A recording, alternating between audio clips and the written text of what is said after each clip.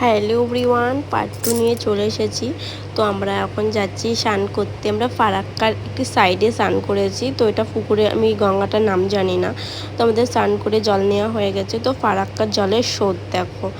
তো যাই হোক, আমরা ওখান থেকে বেরিয়ে পড়েছি। তো রাস্তাটার ভিউটা দেখো, জাস্ট অসাম। তো ভিউটা তো সেই। তো আমরা এখান থেকে যাওয়ার পরে রাস্তার ধারে একটা পড়েছিল যে পাহাড়ি জল, খুব স্রোত ছিল জলটাতে, কিন্তু আমি জায়গাটার নাম জানি না। আর ওই যে ওই উঁচুটা দেখতে পাচ্ছ, ওই উঁচু থেকে আমরা নিচে নেমেছি। তো সবাই আমরা নেমে পড়েছি। নামতে যতটা কষ্ট হয়েছে, কিন্তু উঠতে সেরকম কষ্ট হয়নি। তো দেখো জলের স্রোতটা দেখো। তো আমরা এখানে একটু ফটো ভিডিও তুলে নিয়েছি।